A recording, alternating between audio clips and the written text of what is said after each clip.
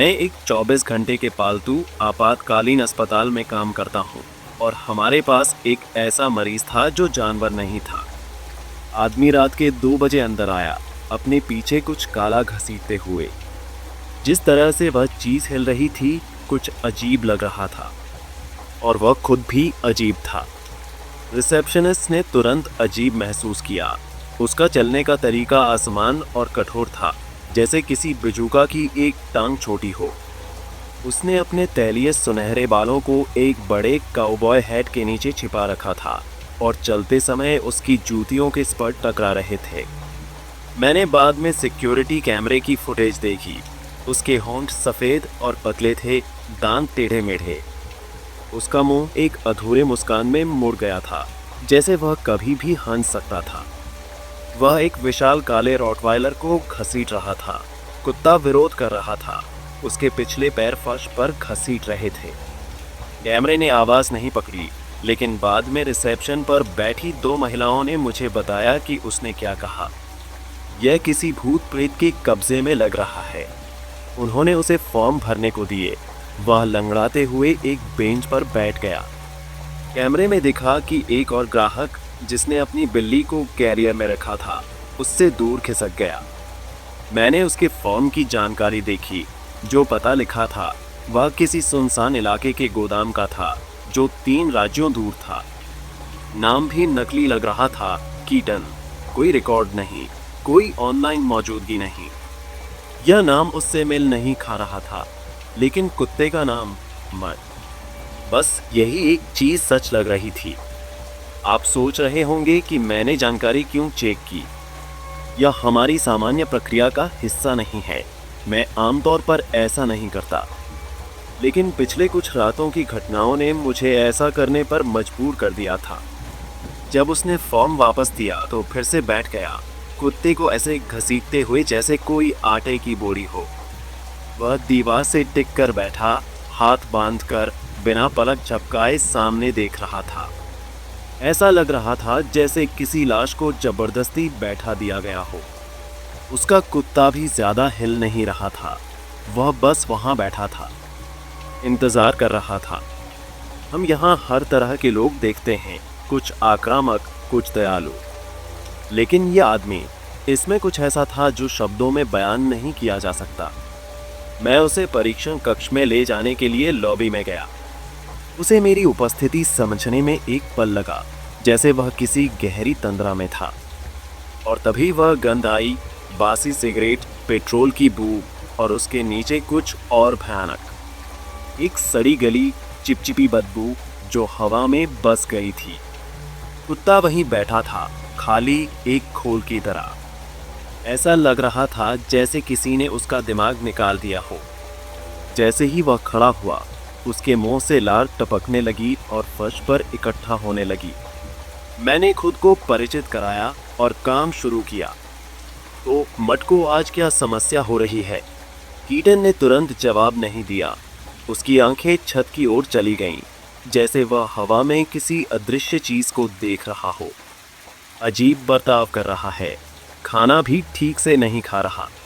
आमतौर पर इस समय ग्राहक लंबी लंबी बातें करने लगते हैं, कुछ तो घंटों तक बोलते रह सकते हैं, लेकिन उसने फैसला कर लिया था कि वह बस इतना ही बताएगा।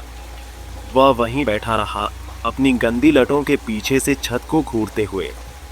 जब मैंने कुत्ते की हृदय गति जांचने के लिए घुटनों के बल झुका, तो मेरी उंगलियां जैसे ही उसकी त्वचा को छुईं, एक अजीब सा एहसास मेरे भीतर उतर आया, जैसे बिजली गिरने से पहले का झंझनाहट, जैसे किसी भयानक चीज के घटित होने का पूर्वाभास। उसकी जीवन चिन्ह सामान्य थे, हृदय गति, श्वास, लेकिन उसकी त्वचा ठंडी थी और उसका तापमान 97 डिग्री था, जो कि सामान्य से कम था। मैंने उसकी त्वचा को देखा, यह जांचने के लिए कि क्या वह डिहाइड्रेटेड था, लेकिन जब मैंने उसके ढीले होंठों को उठाकर मसूड़े देखे तो भीतर तक सिहरन दौड़ गई, जैसे मैं किसी ऐसी चीज के बहुत करीब आ गया हूँ जहाँ मुझे नहीं होना चाहिए। मसूड़े पीले थे, उसकी पुतलियां मुझ पर टिकी हुई थीं, फैली हुई। वह बेचैनी असहनीय थी। इनसे पीठ मत फेरो, आदमी ने कहा। मैंने मुड़ते मुड़ते रुक गया। माफ कीजिए, अगर इससे दूर जाना है तो सामने से जाओ, वरना कुछ बुरा हो सकता है। मैंने गहरी सांस ली, झुंझलाते हुए। उसने मुझे कुत्ते के करीब जाते हुए देखा था, उसकी जांच करते हुए देखा था। फिर भी अब उसे लगा कि मुझे चेतावनी देनी चाहिए कि यह आक्रामक है। मुझे यह स्थिति बिल्कुल पसंद नहीं आ रही थी। वह आदमी, वह कुत्ता, और यह अजीब सा एहसास जो मेरे पेट में किसी बोझ की तरह भारी हो रहा था। मैं पीछे हटने लगा, आंखें कुत्ते पर टिकी हुई। उसने मुझे वैसे देखा जैसे मैं उसका शिकार हूँ, जैसे मैं केवल मांस का टुकड़ा हूँ। कुछ देर बाद हमारी आपातकालीन पशु चिकित्सक डॉ हारखम आए। पुराने जमाने के सख्त मिजाज। उन्होंने और कीटन ने कुछ ही शब्दों का आदान प्रदान किया। डॉक्टर ने रक्त परीक्षण और रात भर आईवी फ्लूइड थेरेपी की सिफारिश की। कुत्ते को गर्म रखने की भी जरूरत थी। कीटन का वही मूर्खतापूर्ण आधा खिला हुआ अजीब सा मुस्कुराहट बनी रही, जैसे उसे कुछ बहुत मजेदार लग रहा हो, लेकिन उसने सिर हिला दिया। इलाज की योजना मान ली।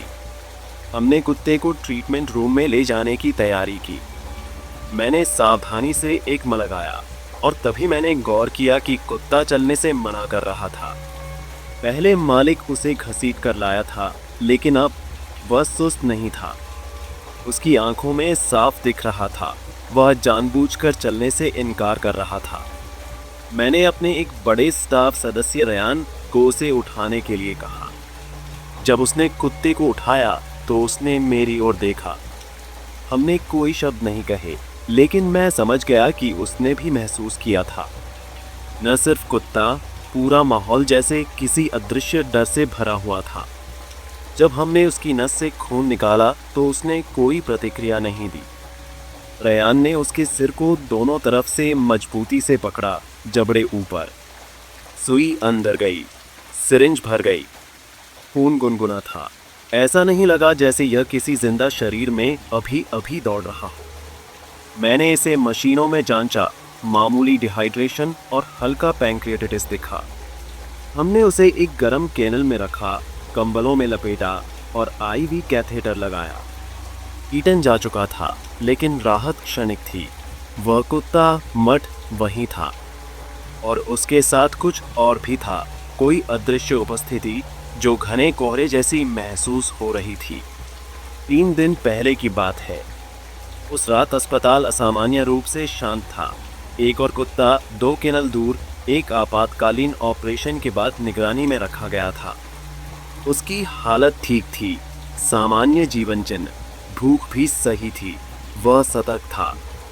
2 घंटे बाद मैंने उसकी स्थिति जांचने के लिए पीछे के वार्ड में कदम रखा। वह मर चुका था। उसने अपने टांके उधेड़ दिए थे, कोन दूर फेंका हुआ पड़ा था। उसने बस हल्का कुतरना या चाटना नहीं किया था, उसने पूरी तरह से खुद को नष्ट कर दिया था। यहाँ तक कि जब उसकी आंतें बाहर लटक आईं, तब भी वह उन्हें काटता रहा, जैसे वे कोई जिंदा सांप हों जो उस पर हमला करने वाले हों। वह कुत्ता खून में लथपथ पड़ा था, सिर जमीन पर लुढ़का हुआ। खून टाइलों पर बहकर पीछे की नाली में जा रहा था। मैंने उस खून की हल्की चप चप आवाज सुनी, जो धीरे धीरे नाली में समा रही थी। पूरा केनल जैसे कत्लगाह बन चुका था। दीवारों पर छींटे, छत पर धब्बे। उसके पेट से पित्त और अधपचा मलबा रिस चुका था। उसकी आंखें निर्जीव थीं, चमकदार मगर खाली। मैं कुछ क्षण वहीं खड़ा रहा, उस भयानक दृश्य को समझने की कोशिश करता हुआ। इस हद की हिंसा मैंने पहले कभी नहीं देखी थी। और 2 केनल दूर बैठा था मड। उसकी आंखें मुझ पर टिकी हुई थीं। आईवी ड्रिप लगी हुई, हीटर चल रहा था। बस खून की नाली में बहने की हल्की आवाज थी। मठ हिला भी नहीं, उसने सांस भी नहीं ली। उसकी आंखें रोशनी में ऐसे चमक रही थीं, एक क्षण के लिए वे लगभग इंसानों जैसी लगी। डॉ हारखम ने मालिक को कॉल किया। मैंने हर शब्द सुना, हर टूटी हुई सिसकी। मालिक ने रोया नहीं, उन्होंने चिल्लाकर विलाप किया। मैंने अपने करियर में कई बार मौत देखी है, लेकिन यह अलग था। यह बदकिस्मती नहीं थी, यहाँ किसी और चीज का हाथ था। अस्पताल का माहौल बदल गया। अपने पूरे जीवन में मैंने कभी किसी कुत्ते को खुद को इस तरह उधेड़ते नहीं देखा था, और मट की आंखें हर हलचल पर टिकी थीं। रक्त रंजित तौलिए, पोंछे की बाल्टी, उस कुत्ते का शव जो अब एक काले बैग में बंद था। रात फिर से शांत थी, लेकिन यह राहत देने वाली शांति नहीं थी। ऐसा लगा जैसे कोई तूफान आसमान में आकार ले रहा हो। कुछ और भयानक आने वाला था। इसी समय मवेशी कुत्ते की मौत के कई घंटे बाद मैंने केनिल वार्ड से एक मॉनिटर की लगातार बीपिंग सुनी। वह आईवी पंप था जो मठ से जुड़ा हुआ था। मैं वहां नहीं जाना चाहता था, लेकिन मैं गया। मैं रेयान को साथ ले गया। हमने मठ के सिर पर थूथन बांध दिया। उसने कोई विरोध नहीं किया, न ही झटका। उसने इसे होने दिया। उसकी आंखें हमारे हाथों की हरकतों का पीछा कर रही थीं जब हमने इसे उसके सिर के पीछे कसकर बांधा। केवल उसकी आंखें हिलीं। 2 काली गोलियां। वह अपने आसपास के दृश्य को समझने की कोशिश कर रहा था। ऐसा लग रहा था जैसे वह कुछ सीख और सुन रहा हो। कुत्ते ने अपने पंजे के नीचे आईवी लाइन को मोड़ दिया था। हमने इसे एक ओर किया, उसे सीधा किया। बस इतना ही करना था। एक साधारण समाधान। लेकिन जैसे ही हम मुड़े, उसकी केनेल के ऊपर की लाइट टिमटिमाने लगी। शुरू में हमने एक हल्का टिमटिमाना देखा। यह मुश्किल से ध्यान देने योग्य था। फिर यह झिलमिलाया, मध्यम हुआ और पूरी तरह से बुझ गया। केनेल अंधेरे में डूब गया। रेयान और मैं ठिठक गए। अब केवल हल्की चमक हमारे पीछे के गलियारे से आ रही थी। हमने एक दूसरे को देखा। कोई कुछ नहीं बोला। कोई यह स्वीकार नहीं करना चाहता था कि हम क्या महसूस कर रहे थे। कमरे की हवा बदल गई, भारी, गूंजती हुई, जैसे तूफान से पहले की स्थिरता। फिर मट के केनल के ऊपर की 2 ट्यूबलाइटें इतनी चमकी कि उन पर सीधा देखना मुश्किल था। एक पटाखे जैसी आवाज आई, फिर एक तीखी सीटी, और वे बुझ गईं। सब कुछ शांत हो गया। रेयान की पीठ मट की ओर थी। मट झपटा।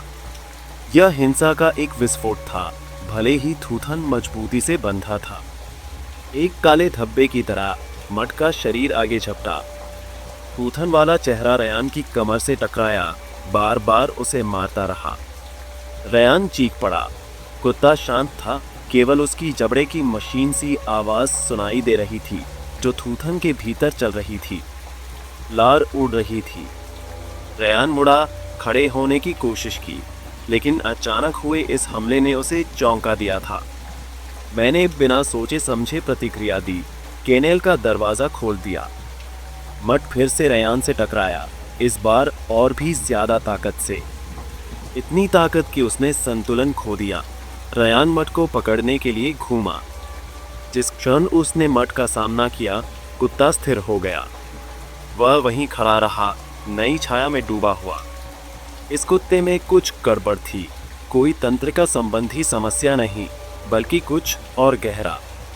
मैंने शिकारी की एक सोची समझी बुद्धिमत्ता को महसूस किया, लेकिन यह उससे भी ज्यादा भयानक था, जैसे त्वचा के नीचे चुपचाप फैलने वाला कैंसर। रेयान और मैं कांप रहे थे, अंदर तक हिल चुके थे।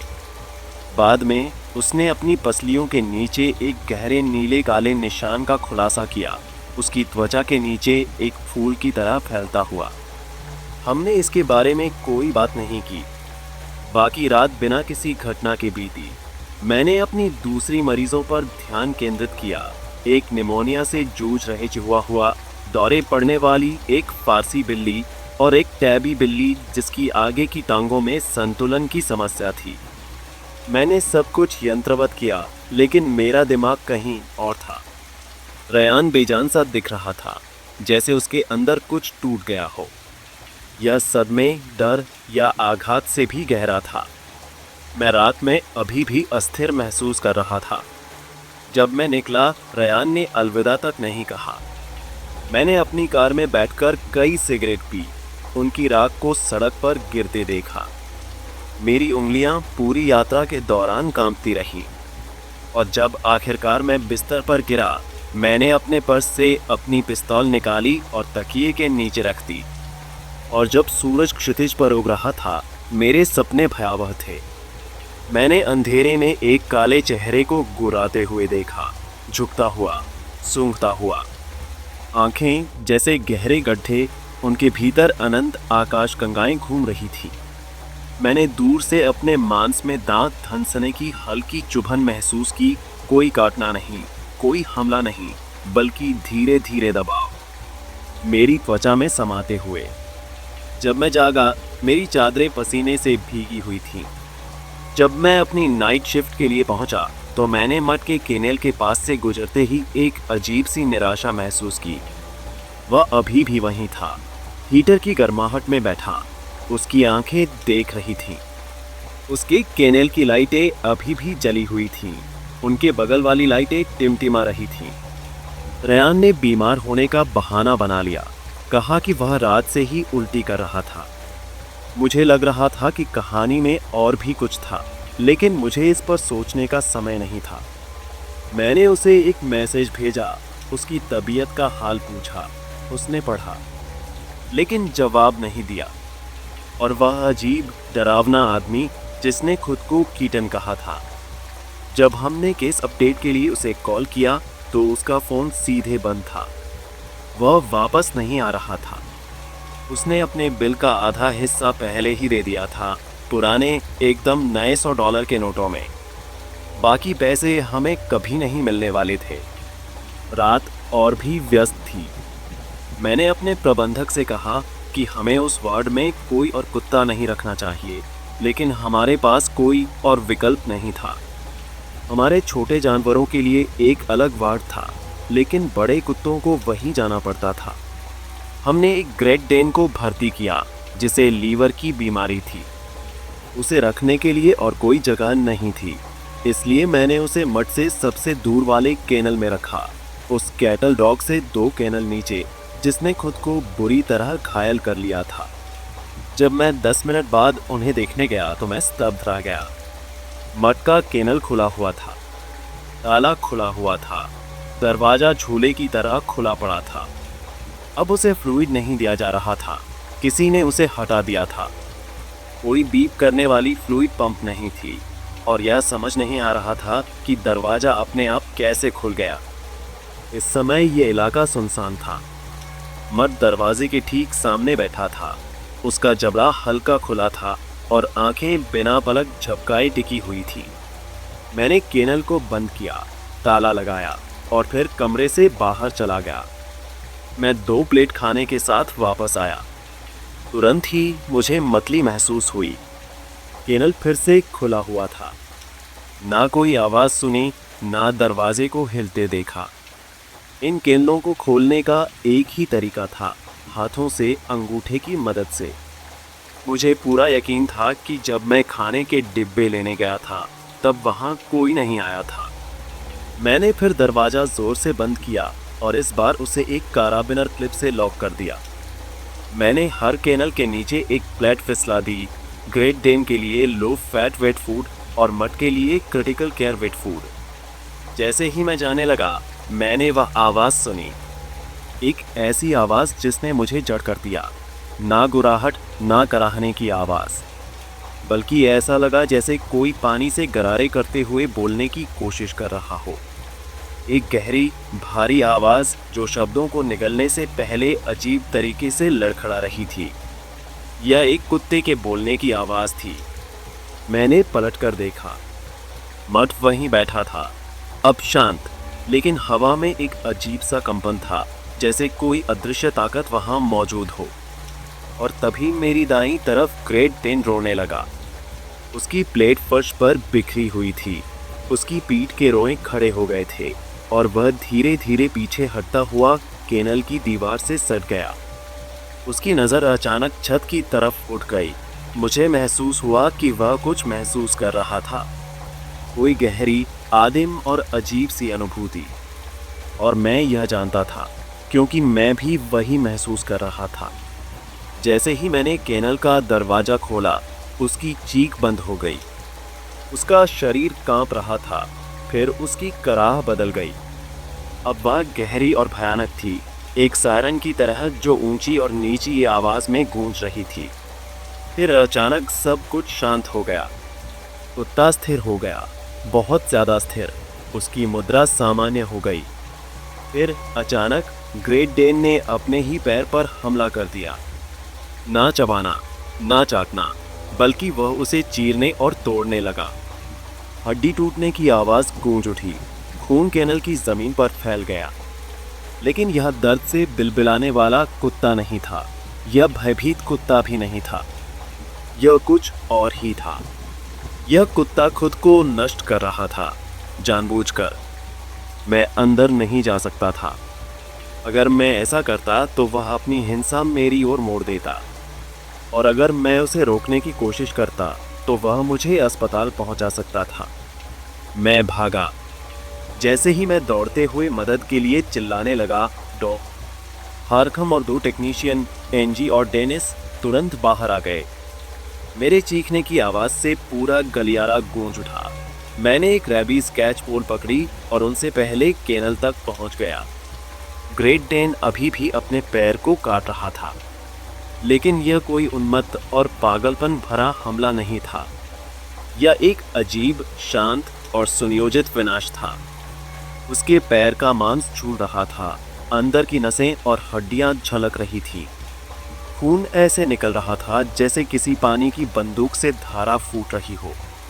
मैंने जल्दी से केनल का दरवाजा खोला और कैच पोल उसके गले में डाल दी, कसकर खींचा। एक झटके से मैंने उसका सिर मोड़ा, जिससे वह खुद को और नुकसान ना पहुंचा सके। वह हवा में काटने लगा, बेतहाशा, लेकिन बिना किसी दर्द या भावना के। फिर उसने लोहे की छड़ को पकड़ लिया, ना डर की वजह से, ना गुस्से से, बल्कि किसी अजीब और भ्रष्ट प्रवृत्ति से। आवाज असहनीय थी। दांत धातु से टकराकर टूट रहे थे, बिखर रहे थे, चूर चूर हो रहे थे। उसके पैर का मांस अब पूरी तरह खत्म हो चुका था। उसके घाव खुले पड़े थे, और जैसे ही वह धातु को चबाने लगा, एक टूटा हुआ दांत उसके मुंह से गिर पड़ा। कैच पोल खून से सना हुआ था, लेकिन अभी भी मजबूती से जकड़ा हुआ था। डॉ हारकम के आने तक कुत्ता कमजोर पड़ चुका था। वह अपनी ही खून की बनी दलदल में गिर पड़ा।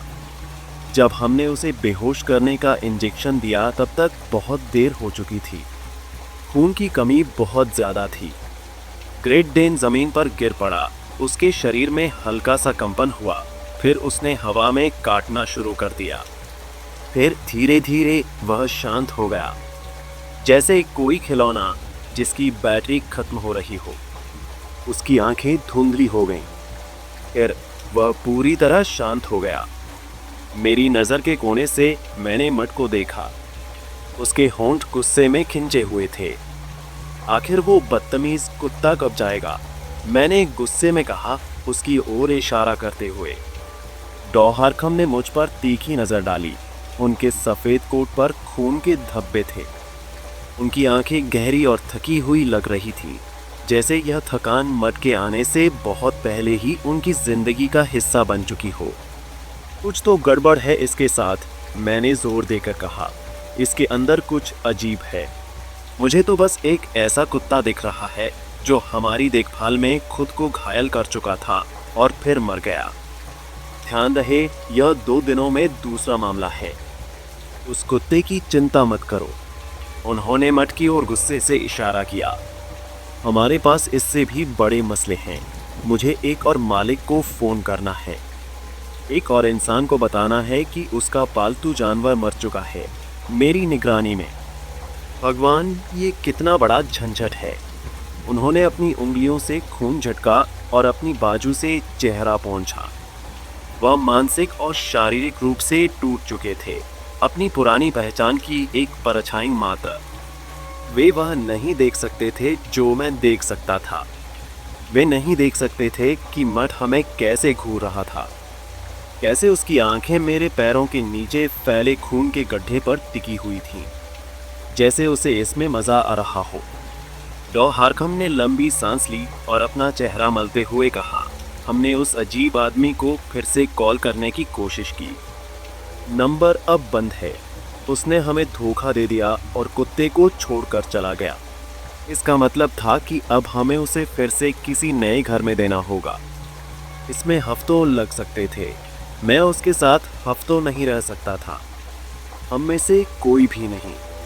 और जब मैंने एंजी की आंखों में देखा तो मुझे पता था कि वह भी यही महसूस कर रही थी।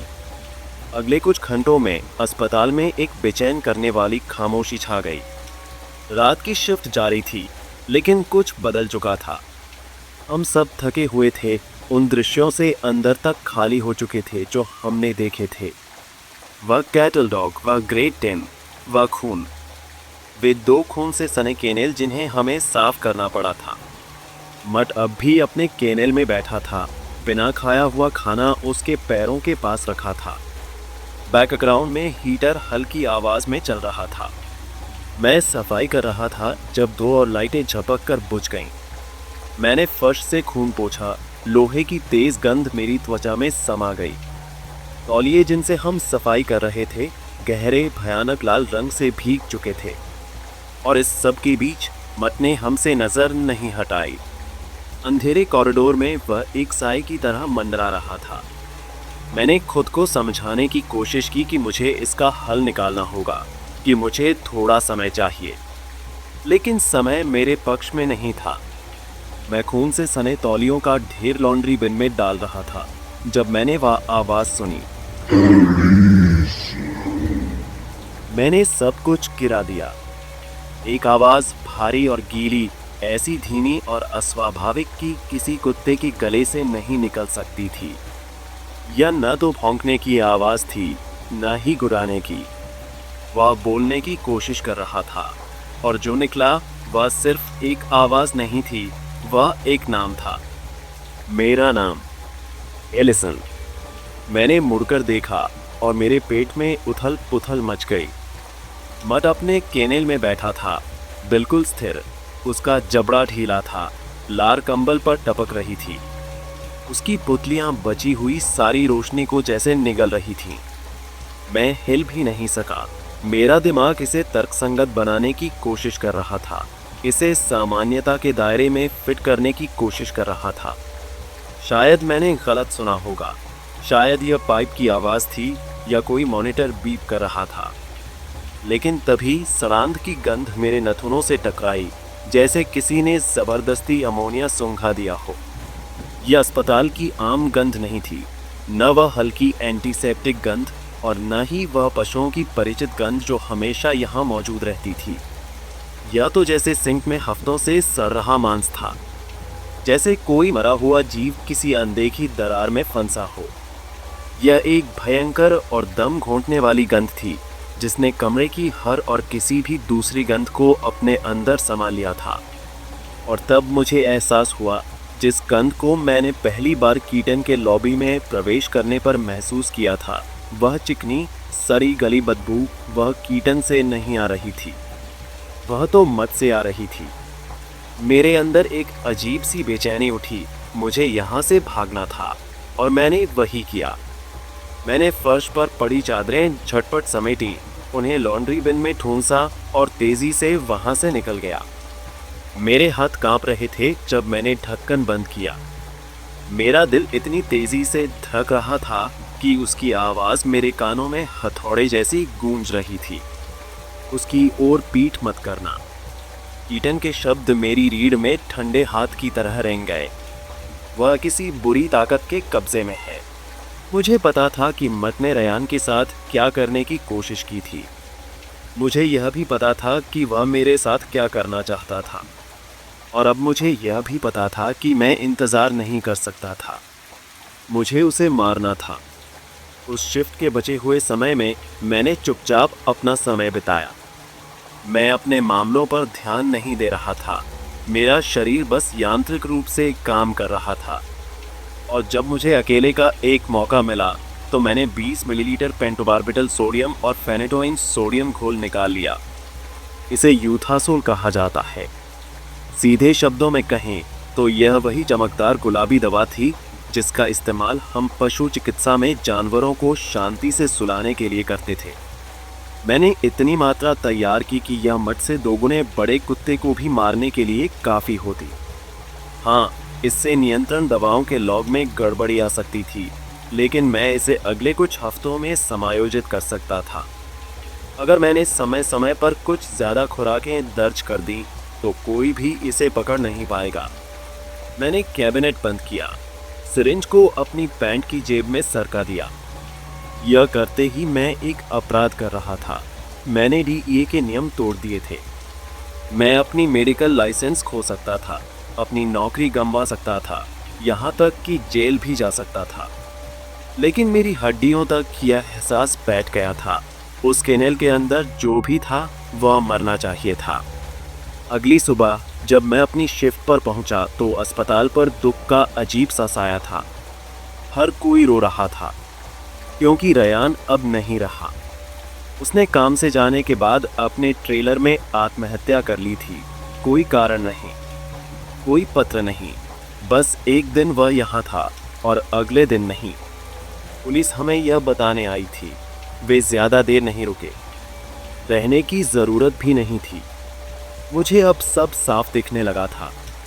रयान की मौत ने मेरे इरादे को और पक्का कर दिया।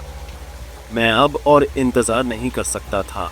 किसी और कुत्ते को उन केनेल में रखने से पहले, किसी और कर्मचारी को उस कगार तक पहुंचने से पहले, तो मैंने अपने दुख को, अपने डर को एक कोने में धकेल दिया। मैं सही मौके का इंतज़ार करने लगा। एक ऐसा समय जब शिफ्ट बदल रही हो और स्टाफ कम हो। और फिर मैं मट के केनेल के पास गया। उसने अपना सिर एक तरफ झुका दिया। उसकी आंखें मेरी हर हरकत को देख रही थी। वह जैसे इंतज़ार कर रहा था। मैंने केनेल का दरवाज़ा खोला और उसके मुंह पर थूथन कस दिया। इस बार मेरे हाथों में एक कठोरता थी, पहले से कहीं ज़्यादा सख्ती। मैंने पट्टियाँ इतनी कसकर खींची कि शायद ज़रूरत से ज़्यादा ही। मेरी धड़कन स्थिर थी। मैंने मट की टांग पकड़ी, उसकी नस को महसूस किया और दूसरी हाथ से सुई उसके चमड़े के नीचे घुसा दी। सिरिंज मेरी हथेली में तप रही थी। मैंने प्लंज दबाया। वह गाढ़ा गुलाबी तरल उसकी नसों में ठेल दिया। यह खुराक बहुत भारी थी, किसी भी बड़े से बड़े कुत्ते के लिए भी घातक। लेकिन मैंने उसे पूरी तरह से अंदर पहुंचा दिया। आमतौर पर यूथेनेशिया तुरंत असर करती है। शरीर ढीला पड़ जाता है, मांसपेशियां शिथिल हो जाती हैं और जीवन एक धीमी सांस की तरह निकल जाता है। आंखें खुली रहती हैं, लेकिन उनमें से रोशनी चली जाती है। लेकिन मट नहीं हिला। उसका सीना अब भी ऊपर नीचे हो रहा था। उसकी मांसपेशियां अब भी जमी हुई थीं। उसकी काली गहरी पुतलियां मुझसे टकराई हुई थीं। यह खुराक उसे मार डालनी चाहिए थी। यह कुत्ता अब तक मर जाना चाहिए था, फिर भी वह जिंदा था। तभी गलियारे की बत्तियां झपकने लगी। एक के बाद एक बल्ब चिटक कर बुझ गए और केनेल वार्ड अंधेरे में डूब गया। हवा भारी हो गई, जैसे किसी अनदेखी ताकत का वजन उस पर आ गया हो। हीटर की गड़गड़ाहट बंद हो गई। अब सिर्फ एक हल्की हरी रोशनी बची थी, हॉलवे के छोर पर जलते एग्जिट साइन की। छायाएं मेरे चारों ओर मचलने लगी। पीछे दरवाज़ा जोर से बंद हुआ। मेरी सांस अटक गई। चारों ओर घुप अंधेरा था और उसमें सिर्फ एक आवाज़ गूंज रही थी, मट की धीमी, भीगी, भारी सांसें। मुझे लग रहा था जैसे वह अंधेरे में मुझे देख रहा हो। उसकी मौजूदगी हवा को भी खा रही थी। आवाज़ मेरे सामने से आई, अंधेरे के उस घुमावदार कुंड से जो केनेल के और पीछे था। एक आवाज़ जो ऐसे लग रही थी जैसे कोई गले की नसें काटकर घावों के नीचे छिपा दी गई हो। एक टूटा फूटा बेजान सा मुंह जो शब्दों को आकार देने की कोशिश कर रहा था। स्वर लंबे खिंचे हुए थे, किसी अजीब और अमानवीय चीज से टपकते हुए। मेरा पेट मिचलाने लगा। मैं कुंडी की तरफ बढ़ा। मेरी उंगलियां कांप रही थीं, लेकिन मेरे हाथ पसीने से गीले थे। मेरी सांसें बहुत तेज थीं। अंधेरा चारों ओर दबाव डाल रहा था। सड़न की गंध गाढ़ी हो गई थी, मेरी गर्दन के अंदर तक चढ़ रही थी। फिर मैंने उसे महसूस किया। एक ठंडा मृत हाथ मेरे टखने के चारों ओर कस गया। मेरे मुंह से एक चीख दब गई। मेरा शरीर झटके से कांप गया, जैसे किसी ने मुझे पकड़ लिया हो। वे नुकीले नाखून मेरी पतलून के कपड़े में चुभ गए। हवा में एक अजीब सी विद्युत लहर दौड़ गई, जैसे स्थिर बिजली ने मेरी त्वचा पर झटका दिया हो। मैं झटके में मुड़ा और भागा। दरवाज़ा मेरे कंधे के धक्के से खुल गया और मैं गलियारे में भाग निकला। मेरी एड़ियां टाइल पर जोर से पड़ रही थी। मेरे पीछे मैंने सुना केनेल का दरवाज़ा जोर से खुला। भारी और तेज पंजों की आवाज़ ज़मीन से टकराई। वो आ रहा था। मैं अंधेरे में बेतहाशा दौड़ा, दीवार पर हाथ फिराते हुए रास्ता खोजने की कोशिश कर रहा था। जब मैं गलियारे के अंत तक पहुंचा तो मेरी उंगलियां चिकनी लकड़ी को छूने लगी। कुछ पलों के लिए मुझे कोई कुंडी, कोई हैंडल नहीं मिला, बस एक अंतहीन सतह। पीछे से दौड़ते पंजों की आवाज़ तेज होती जा रही थी।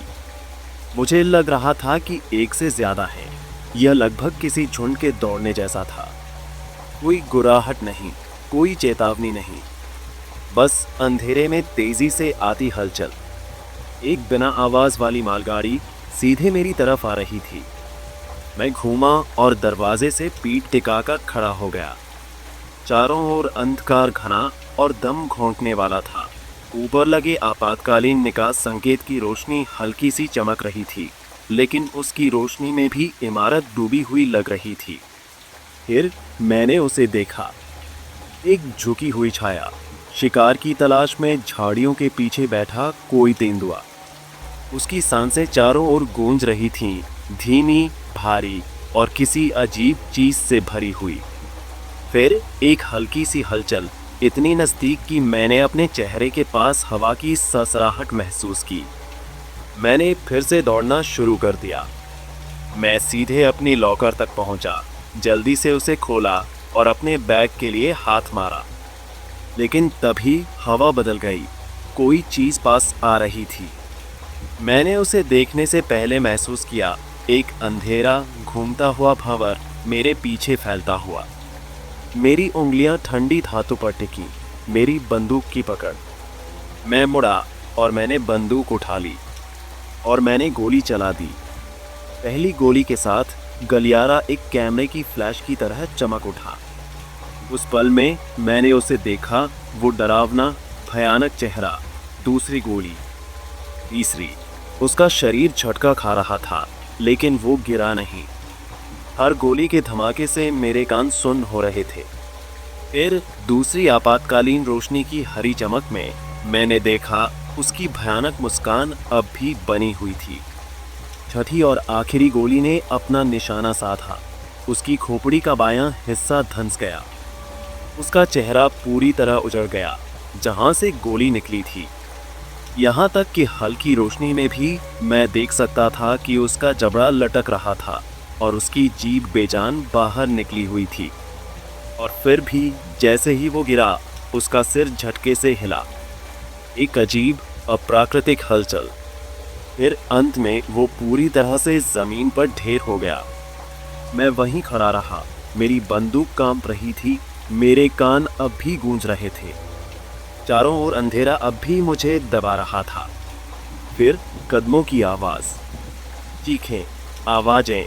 किसी ने मेरा हाथ पकड़ा और झटका दिया। लाइट्स झपकी, हल्की भनभनाहट के साथ चल उठी और पहली बार मैंने देखा कि मैंने क्या किया था। एक गोली टाइल में धंस गई थी, बाकी सब उस पर लगी थी। मट वहीं पड़ा था, उसका सिर खून और हड्डी के टुकड़ों में बिखरा हुआ। उसकी छाती एक बार ऊपर उठी, फिर दूसरी बार। फिर वो पूरी तरह स्थिर हो गया। उसका बाइट गायब था। उसने शायद पीछा करने के दौरान इसे हटा दिया होगा। मैं हिली नहीं। पुलिस पूरे अस्पताल में फैल गई। मुझे नहीं पता कि किसने उन्हें बुलाया, लेकिन वे तेजी से पहुंचे। सवालों की बौछार। मैं कुछ भी ठीक से नहीं सुन सका। उन्होंने मुझे ऑफिस में बैठाया। मेरे हाथ अब भी कांप रहे थे। मेरे कान अब भी अजीब आवाज़ों से भरे हुए थे, लेकिन मुझे पता था कि मुझे क्या कहना है। मुझे मालूम था कि इसे कैसे पेश करना है। आत्मरक्षा। मेरे अंकल फिलिप एक डिफेंस अटॉर्नी थे। वो अक्सर मछली पकड़ने के दौरान मुझसे अपने केसों के बारे में बातें करते थे, तो मुझे ज़रूरत से ज़्यादा जानकारी थी। मैंने अपना हिस्सा ठीक से निभाया और इसलिए पुलिस ने मुझे जाने दिया। हमने मट को बैग में लपेटकर फ्रीजर में रखा, अंतिम संस्कार का इंतज़ार करते हुए। और मैंने कुछ दिन छुट्टी ली, पूरी तरह से चुपचाप, उस आवाज़ को अपने दिमाग से मिटाने की कोशिश में। लेकिन जैसा कि आप अंदाज़ा लगा सकते हैं, यह कारगर नहीं हुआ। मेरी नौकरी पर वापस लौटने के दिन सुबह फ़ोन बजा, एक प्राइवेट नंबर। मुझे पहले से ही पता था कि यह कॉल आएगा, चाहे वो कितना भी बेतुका क्यों न लगे। मैंने उठाया, धीमी कांपती हुई सांसें। फिर वो हंसने लगा। तुम्हें उसे नहीं मारना चाहिए था, लड़की। ईटन। उसकी आवाज़ स्पीकर से सरकती हुई मेरे रीढ़ की हड्डी में समा गई। उसकी हंसी तेज होती गई, पूरे सन्नाटे को भरते हुए। तुमने तो हालात और भी बदतर बना दिए। और फिर वो हंसी चीखों में बदल गई और कॉल कट गया। मैं वहीं बैठा रह गया, फोन अब भी कान से लगा हुआ, शून्य में ताकते हुए। उसके शब्द हवा में लटक रहे थे। तुमने हालात और भी बदतर बना दिए। पहला ख्याल, उसके पास मेरा नंबर कैसे आया। दूसरा ख्याल, उसकी बात सच लगी। और न जाने क्यों मेरे दिल की गहराइयों में मैंने उसकी बात पर यकीन कर लिया।